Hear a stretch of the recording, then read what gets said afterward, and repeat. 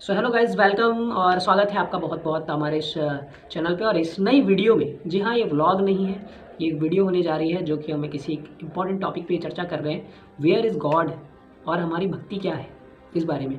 तो मुझे लगा बनानी चाहिए वीडियो, तो मैं इस बारे में बना रहा हूँ। और इस वीडियो में कोई किसी धर्म का समर्थन नहीं है, किसी धर्म का विरोध नहीं है।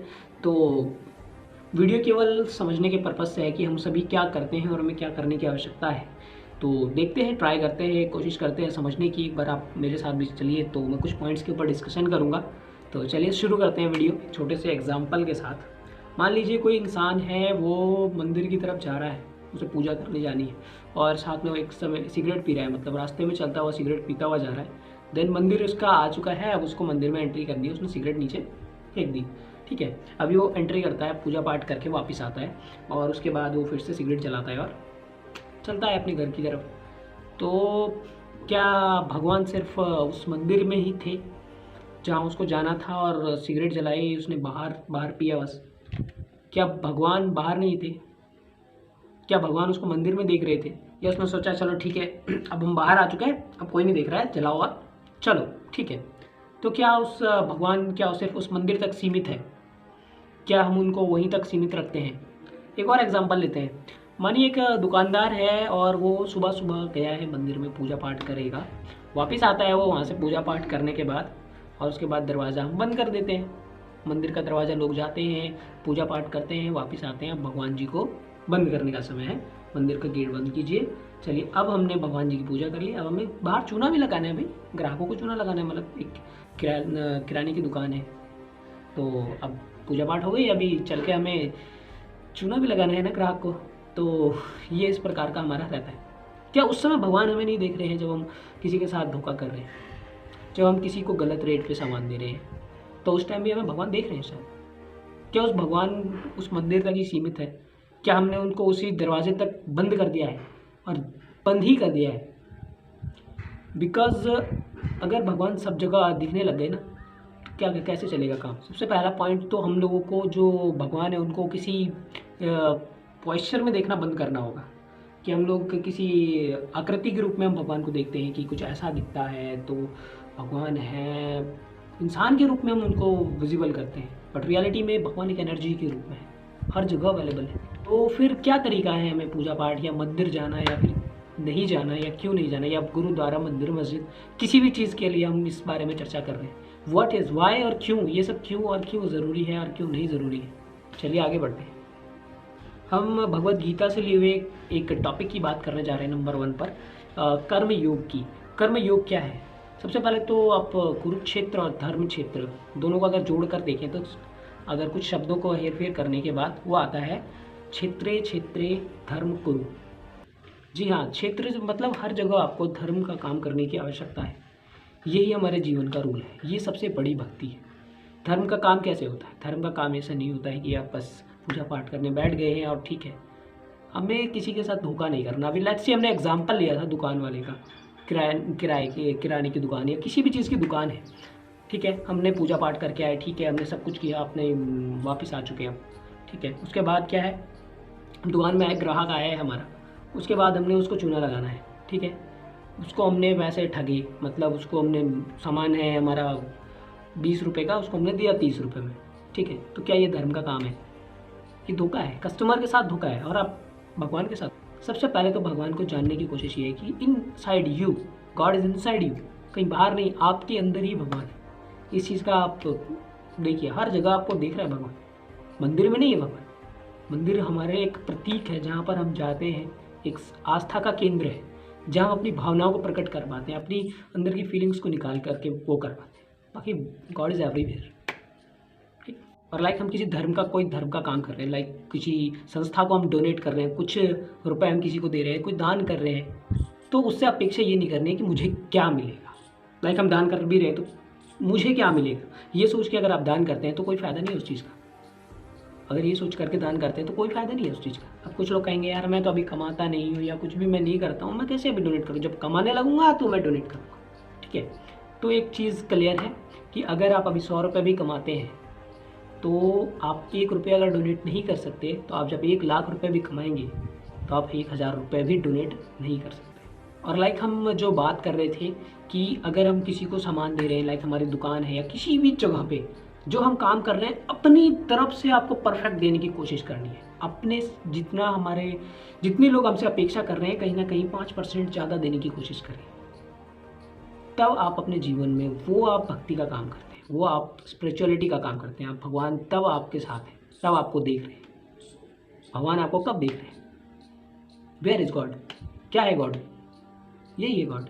आप क्या कर रहे हैं वो गॉड देख रहे हैं। एक आपका बैंक है जहाँ आप पैसे इन्वेस्ट कर रहे हैं, एक दूसरी साइड आपका बैंक है जहाँ पर आपके ये सारे अच्छे काम इन्वेस्ट हो रहे हैं। तो उस चीज़ को हल्के में मत लीजिए। आप बुरा करेंगे, आप कुछ बुरा ही कन्वर्ट कर रहे हैं, आप वही अट्रैक्ट करेंगे। इसका मतलब है कि छित्रे छित्रे धर्म करो। किसी से अगर आप कुछ कर रहे हैं, आप किसी को डोनेट कर रहे हैं या किसी की मदद कर रहे हैं, तो उससे कुछ लेने की अपेक्षा ना रखें। भगवान है, आप जो डोनेट कर रहे हैं वो मल्टीप्लाई होके आपको खुद मिलेगा, किसी को कहने की ज़रूरत नहीं। आप विश्वास रखिए खुद पर, अपने काम पर, अपनी सभी चीज़ों पर। ठीक है, तो हम अगले पॉइंट के ऊपर डिस्कशन करते हैं। वो आता है हमारा ईगो और जेलसी। ठीक है, तो ये हमारे अंदर नहीं होना चाहिए। घमंड और जलन, ये जो अगर ये दो चीज़ें अगर किसी ने कंट्रोल कर ले तो उसकी लाइफ सक्सेसफुल हो सकती है। क्या भगवान को ईगो पसंद नहीं है? कभी भी हमें ये नहीं सोचना चाहिए कि हमें इतना कुछ मिल चुका है, ठीक है, मुझे ये मिल गया, मेरे को अब किसी चीज़ की ज़रूरत नहीं, मुझे सब आता है, मुझे कुछ जानने की आवश्यकता नहीं। तो ऐसा कभी नहीं हो सकता। It's impossible to do that. ऐसा कभी नहीं है। आपको अगर भगवान कुछ करा रहे हैं, आप कुछ भी हैं, वो सिर्फ गॉड की वजह से। उनको आप धन्यवाद देने की कोशिश कीजिए। जो भी मैं कर रहा हूँ आपके माध्यम से, आपके निमित्त बनाया है आपने मुझे इतना कि मैं इस चीज़ को कर पा। ये चीज़ होनी चाहिए, हमारे अंदर का भाव ये होना चाहिए कि हम कुछ नहीं है, हमें कराया जा रहा है। हम उस भगवान को उस चीज़ का श्रेय देने की कोशिश करें, अपने आप को श्रेय ना दें। अपने अंदर पॉजिटिविटी को एग्जीक्यूट कीजिए, लेकिन घमंड ईगो नहीं, वो बहुत इम्पोर्टेंट। और हम मंदिर के अंदर जाते हैं नारियल लेके या फिर किसी भी चीज़ को लेके। अब आप बैठे हैं, मंदिर के अंदर गए, ठीक है, मंदिर में आपने प्रसाद चढ़ाया, कुछ भी चढ़ाया, कुछ भी जो कुछ भी है, आपने 1 लाख रुपए का प्रसाद चढ़ा दिया। आप बताइए उससे क्या हो जाएगा? अगर वो चीज़ किसी ज़रूरतमंद तक नहीं पहुंचता है तो उस चीज़ का कोई भी बेनिफिट नहीं है। आपने जो भी कुछ किया, आप अब हम लोग मंदिर के आगे नारियल फोड़ते हैं, वो मैं चाहता हूँ कि फोड़ें। उसका रीज़न क्या है कि आप एक मंदिर के आगे नारियल को तोड़ रहे हैं या फिर कहीं पर भी, तो उस जो ऊपर का कवच है वो हार्ड है। उसी प्रकार से हमारा ईगो है, वो है हमारे ऊपर जकड़ा हुआ।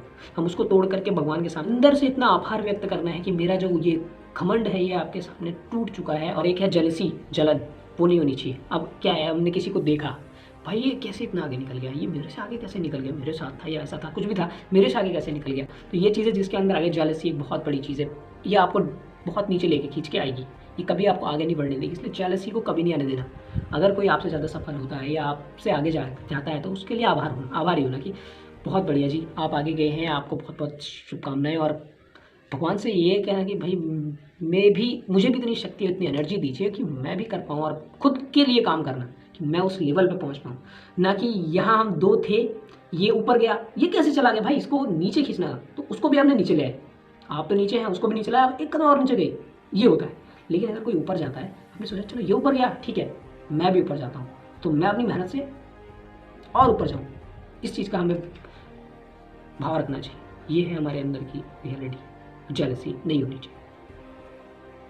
एक विषय आता है, अगला पॉइंट है ये हमारा प्रेयर, प्रार्थना। तो ये जो पॉइंट है ना, ये बहुत इंपॉर्टेंट है। हम लोग प्रार्थना करने जाते हैं भगवान के सामने, क्या प्रार्थना करते हैं जरा मेरे को कमेंट में लिख कर बताइए। इस वीडियो की इस पॉइंट को देखने से पहले आप बताना मेरे को कि आप क्या प्रार्थना करते हैं, मतलब किस प्रकार से करते हैं। कि मैं बताता हूँ नॉर्मली क्या होता है, भगवान मेरे साथ ही हो जाए, मैं बहुत अमीर हो जाऊँ या फिर पैसे वाला हो जाऊँ, या फिर मैं बहुत ही ज़्यादा, मतलब मुझे ये मिल जाए, वो मिल जाए, सारी खुशियाँ मिल जाए दुनिया की, इस प्रकार का हमारा भाव रहता है ना। तो क्या ये ज़रूरी है? क्या ये प्रार्थना है भगवान के प्रति? हम मांग रहे हैं, क्या ये प्रार्थना है? क्या मांगना प्रार्थना है? बिल्कुल नहीं, ये नहीं। प्रार्थना क्या है? प्रार्थना ये है कि जो कुछ भी भगवान ने हमें अभी तक दिया है, जो कुछ भी आपने अभी तक मुझे दिया है, उसके प्रति आभारी होना, उसके प्रति अपना ग्रेटिट्यूड प्रकट करना। हमें करना क्या है प्रार्थना में है कि हे ईश्वर, हे प्रभु, जो भी अब तक आपने मुझे दिया, मैं उसके लिए आपका बहुत बहुत आभारी हूँ। और आप जो कुछ भी है मेरे पास आपकी वजह से। और आप जब भी मंदिर जाते हैं ना, जो आप प्रार्थना करते हैं, तो उस प्रार्थना में आप जो चढ़ावा चढ़ाते हैं या वो चढ़ाते हैं, वो इतना इम्पॉर्टेंट नहीं है जितना इम्पॉर्टेंट है कि उस जगह जाने के बाद जो आप हाथ जोड़कर खड़े हैं, जो इतने ज़्यादा आभारी आप भगवान के प्रति हैं, आपकी आँखों की उस आँखों में जो पानी आया, उसकी जो एक बूंद उस मंदिर की धरातल पर गिरी, वो सबसे बड़ा आपका वो चीज़ भगवान एक्सेप्ट करते हैं। वो आपका असली प्रार्थना है, वो आपकी असली भावना है। तो वो इम्पोर्टेंट है, ना कि नहीं मुझे दीजिए, नहीं मुझे दीजिए, ऐसा वाला नहीं होना चाहिए। तो मैं एग्जांपल के थ्रू आपको समझाना चाहूँगा अगर इसको, लाइक एक वेबिनार या सेमिनार चल रहा है, कोई बोल रहा है स्टेज पर और वो नीचे उतर के आता है 5 मिनट का ब्रेक लेने के बाद। तो नीचे से एक आदमी उतर के आता है, उसको एक पानी की बोतल देता है कि आप पानी पी लीजिए, बहुत थक गए होंगे। ठीक है, उसने कहा बहुत बहुत धन्यवाद, आपने मेरे को पानी दिया और पी लिया। ठीक है, अगर वो ऐसा कहे क्या मेरे को पानी दे रहा है या क्या मेरे को ये दे रहा है, कुछ खाने का सामान या कुछ ऐसा वैसा लेके आता तो बात भी होती, भाई अब से भूख भी लगी मुझे, ऐसा करके कहता तो क्या उसको कुछ मिलता? अगली बार जो मिल रहा था पानी वो दोबारा आता तो वो भी नहीं मिलता। लेकिन जो अब उसने धन्यवाद दिया सबके सामने उस वेबिनार में या सेमिनार में, तो अब क्या होगा, उसके प्रति जो लोग हैं वो होंगे, हो सकता है कि उसके लिए पानी की जगह कोई कोल्ड ड्रिंक, जूस, सब कुछ प्रेजेंट हो जाए। वही केस है, हमें भी भगवान से मांगना नहीं है, हमें भगवान को धन्यवाद करना है। धन्यवाद, आप जो कुछ भी अब तक मुझे मिला उसके लिए आभारी होना जरूरी, वो इंपॉर्टेंट है, ना कि भगवान मुझे ये दे दीजिए, मुझे वो दे दीजिए, मेरी किस्मत में ये क्यों लिखा, वो क्यों लिखा, ऐसा नहीं। भी पॉजिटिव होकर अपनी बात को रखना, ये बहुत इंपॉर्टेंट है। तो मैं यही कहना चाह था। और एक जो पोयम है ना, तो इतनी शक्ति हमें देना दाता, मन का विश्वास कमजोर होना। और एक पॉइंट उसी में एक लाइन और आती है, हम ना सोचें हमें क्या मिला है, हम ये सोचें किया क्या है अर्पण। तो यही वाली बातें हैं। और स्कूल में ये प्रार्थना करते हैं या फिर जो रात को सोने से पहले प्रार्थना करते हैं, उस चीज़ों को ये माइंड में एब्जॉर्ब कर सकते हैं आप। ये सबकॉन्शियस माइंड में हमारे जाती है बातें, सारी बातें सबकॉन्शियसली हमारे दिमाग में एंटर करती हैं। तो ये बहुत इंपॉर्टेंट हो जाता है। रात को सोने से पहले भी सुनना चाहिए, इतनी शक्ति हमें देना देते, बहुत ही अच्छी प्रार्थना है। और ये लाइफ में जो है ना, बहुत बड़ी एनर्जी क्रिएट कर सकती है आपकी लाइफ में, अगर आप इसको गौर से ध्यान से सुने तो। ठीक है, मैं इतना ही कहना चाहता था आपसे। और इतना ही मेरा जो क्या मैंने जो कहा वो सही था, कमेंट में बताइए। और अगर किसी को कुछ बुरा लगता है मेरी बात से कि मैंने ऐसा ऐसा कहा, तो उसके लिए मैं आप सभी से सॉरी कहना चाहता हूँ। और सभी को नमस्कार, मिलता हूँ आपसे एक अगली वीडियो में। और महाशिवरात्रि की बहुत बहुत शुभकामनाएं। धन्यवाद।